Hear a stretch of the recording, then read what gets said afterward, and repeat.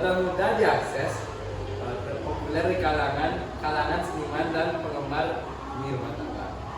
Seni ini bisa menghasilkan karya yang sederhana hingga kompleks, serta mudah dipindahkan dan dipamerkan di ruang kecil. Secara keseluruhan, seni kawat dulu menawarkan banyak kemungkinan kreatif bagi semua kalangan. Nah, itu dia penjelasan singkat mengenai latar belakang yang sudah kami buat. Nah, sekarang mengenai mind mapping akan dijelaskan oleh Depa. Jadi di dalam mind mapping yang kami buat, di dalam PPT-nya atau presentasi kami kali ini berisikan pertama ada tema, lalu manfaat, alat paham proses, hasil karya, dampak positif dan dampak negatif. Nah, cukup dari itu aja ya mind mapping. Jadi di mind mapping itu ada tema, manfaat, alat dan bahan, proses, hasil karya, dampak positif dan juga dampak negatif. Nah, selanjutnya kita akan masuk ke pembahasan tema yang kami pilih yang akan dijelaskan oleh. Oh, ini tema, jadi kita pilih tema itu alam, tapi Jadi alamnya itu lebih ke kita buat di lebih khususnya itu ke bunga ya, taman bunga. Dan kenapa bunga? Karena itu bunga itu kan cantik, gitu, enak dilihat. enak dipandang. Benar sekali, Nes. Nah, itu dia tadi penjelasan tema yang sudah dijelaskan oleh Luka. Selanjutnya akan dijelaskan manfaat dari karya seni ini oleh Mani. Oke, jadi untuk manfaat dari karya kita ini, yang pertama itu sebagai sarana ekspresi kreatif, yang kedua itu meningkatkan keterampilan dalam membuat suatu karya. Selanjutnya yang ketiga itu menambah wawasan mengenai karya seni rupa. Terus yang keempat itu menciptakan karya seni yang dapat dijual, dan yang terakhir itu meningkatkan kesejahteraan mental. Nah, itu dia penjelasan singkat mengenai manfaat yang sudah dijelaskan oleh Mani. Selanjutnya kita akan masuk ke alat dan bahan yang akan dibacakan oleh Luka. Nah, jadi alat bahan yang digunakan itu agak penting ya, jelas banyak tema, lem.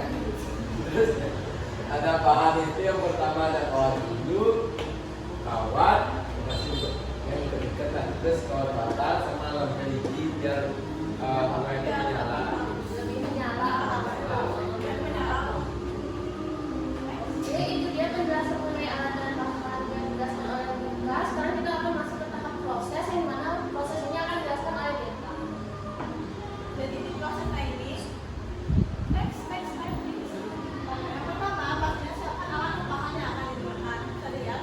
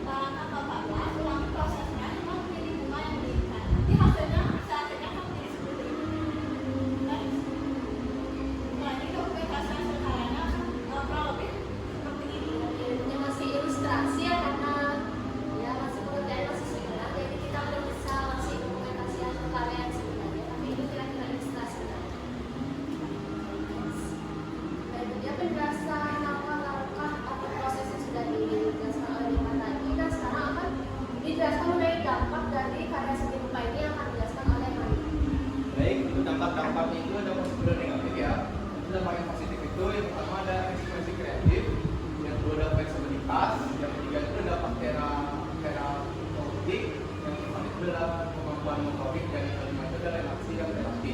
Itu yang negatif, yang pertama itu ada ketidakstabilan, kedua itu keterbatasan maupun bahan ataupun apapun itu. Yang ketiga itu adalah persyaratan keterampilan, yang keempat itu durabilitas yang terbatas. Oke, itu dia penjelasan mengenai dampak yang dijelaskan oleh Manik. Ada yang mau kasih saran nggak? Dan mau bertanya Ada mungkin? yang mau bertanya? Oke, tidak ada sepertinya. Oke, sekian presentasi dari kelompok kami. Maaf jika ada salah dalam kata-kata maupun materi yang sudah kami sampaikan. Kami ucapkan terima kasih. Kami tutup dengan tamat hati. Oh, Santi.